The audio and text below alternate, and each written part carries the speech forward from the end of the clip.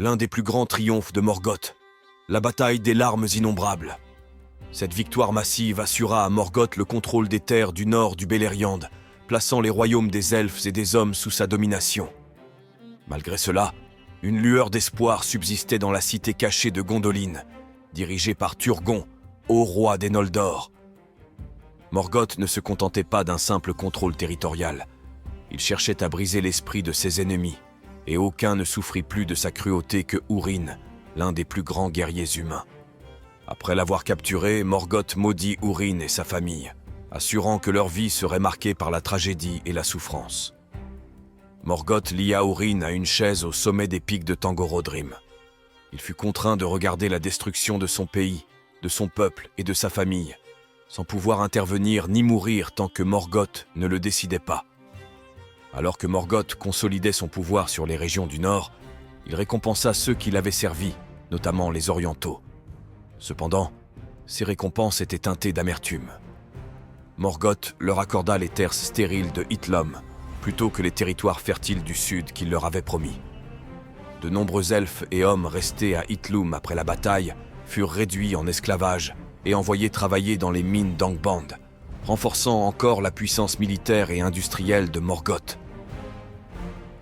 Un an après la bataille des larmes innombrables, les forces de Morgoth attaquèrent les havres de Phalas. Cette attaque mena à la destruction de la forteresse elfique, forçant Círdan et son peuple à fuir vers l'embouchure du Sirion. Parmi les nombreuses figures dont les vies furent façonnées par la malédiction de Morgoth, aucune n'était plus tragique que Túrin, le fils de Húrin. Très tôt, Túrin devint un héros dans la guerre contre Morgoth, ses actes de bravoure se distinguant même dans les temps les plus sombres. Cependant, la malédiction de Morgoth fit en sorte que chaque victoire ait un prix. L'un des moments les plus déchirants de l'histoire de Túrin se produisit lorsqu'il tua accidentellement son plus proche ami, Beleg-Cuthalion, le prenant pour un orc dans un tragique malentendu. Par la suite, Túrin devint conseiller auprès d'Orodreth, roi de Nargothrond, et convainquit ce dernier d'abandonner les sages conseils du Vala Ulmo. Contre l'avis d'Ulmo, Túrin exhorta Orodreth à engager les forces de Morgoth dans une guerre ouverte. Les conséquences furent désastreuses. Morgoth envoya Glorung, son redoutable dragon, avec une armée d'orques pour attaquer Nargothrond. La ville fut saccagée et ses habitants tués ou réduits en esclavage.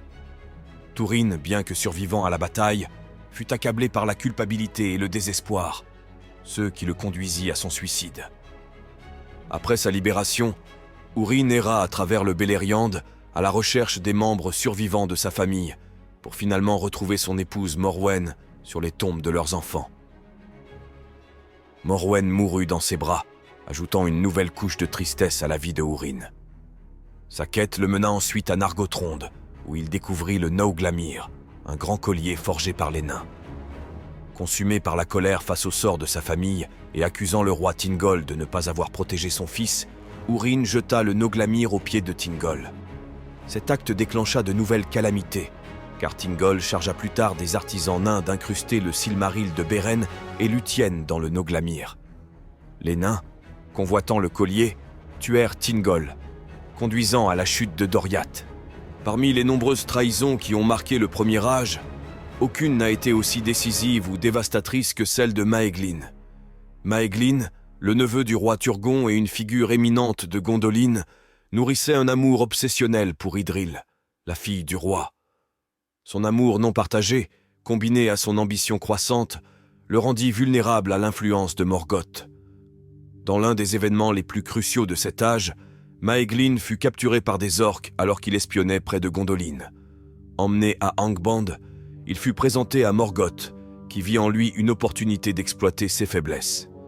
Morgoth promit à Maeglin la royauté de Gondolin et la main d'Idril s'il révélait l'emplacement de la cité cachée. Poussé par le désir et l'ambition, Maeglin commit l'une des plus grandes trahisons de l'histoire de la Terre du Milieu.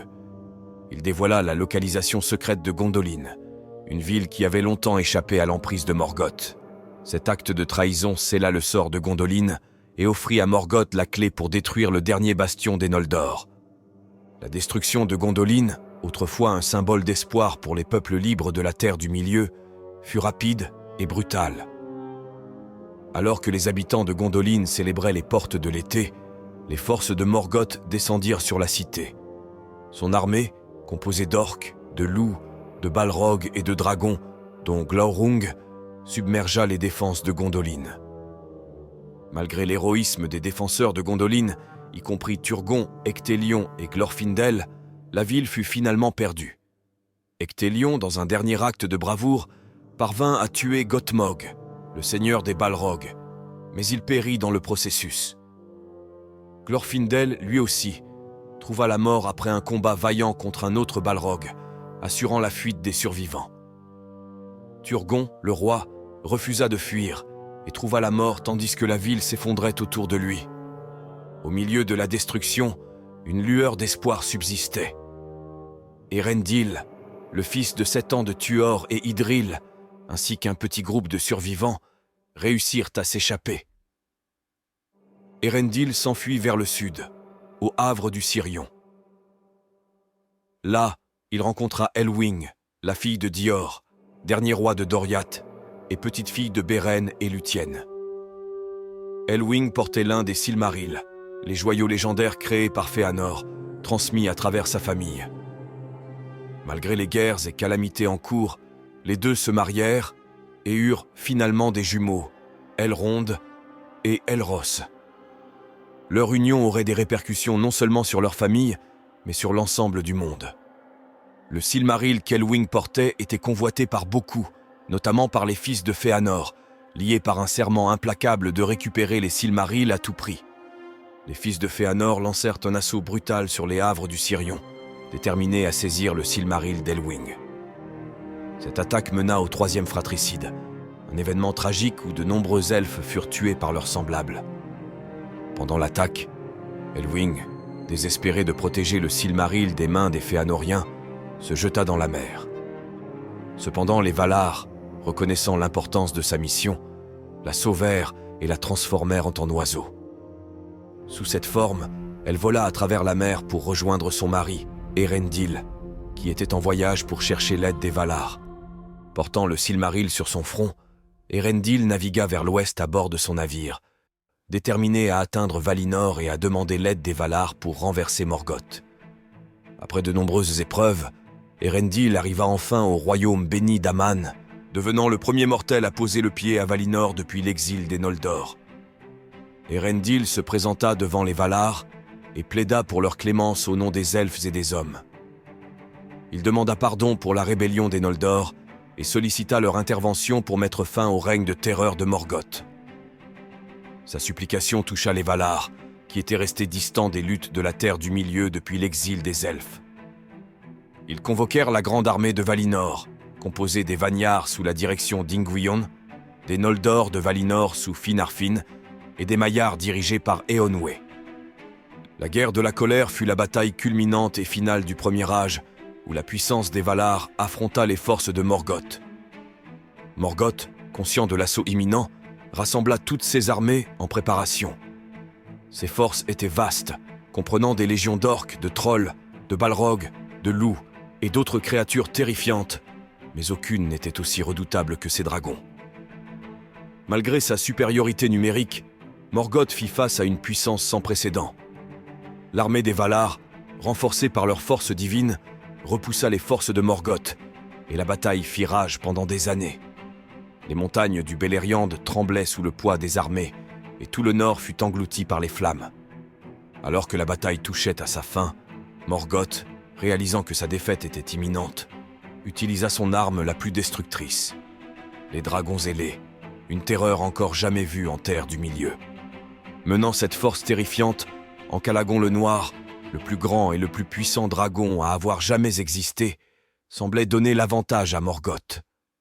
Les dragons semaient la dévastation dans les rangs des armées des Valar, les forçant à battre en retraite.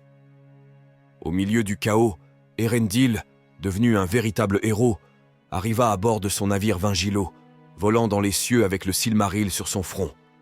Accompagné de Torondor et des Grands Aigles, envoyés par Manwë pour soutenir les forces des Valar, Erendil et les Aigles engagèrent les dragons dans une bataille aérienne épique qui dura toute une journée. Le moment décisif vint lorsque Erendil, dans un acte de bravoure extraordinaire, abattit Ankalagon le Noir. Le gigantesque dragon s'effondra du ciel, s'écrasant sur les tours de Tangorodrim et détruisant la forteresse de Morgoth dans ses derniers soubresauts.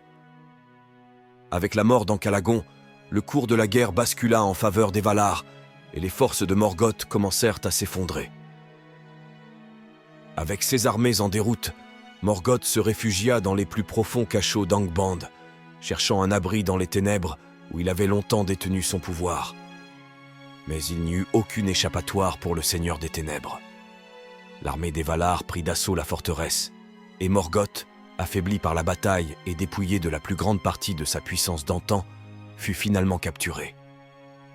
Dans un ultime acte de désespoir, Morgoth tenta de plaider pour la paix, mais ses supplications restèrent sans réponse. Les Valar enchaînèrent Morgoth dans la chaîne incassable Anguenor, forgée par Aoulé, et lui coupèrent les pieds, le jetant à terre. Les 2 Silmarils restants, qui avaient été incrustés dans la couronne de Morgoth, lui furent retirés, et il fut traîné jusqu'à la porte de la nuit.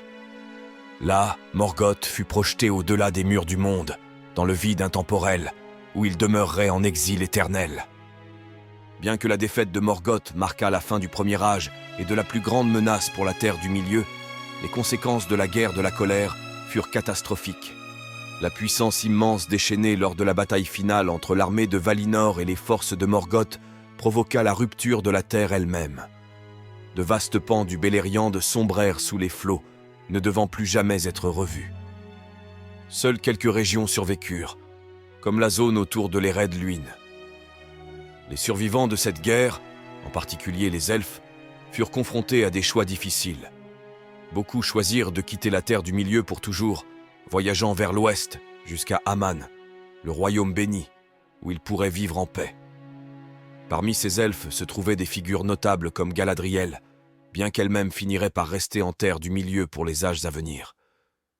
Ceux qui restèrent, comme Gil-galad et Círdan, se rendirent vers l'est pour établir de nouveaux royaumes, poursuivant l'héritage des elfes dans ceux qui restaient de la Terre du Milieu.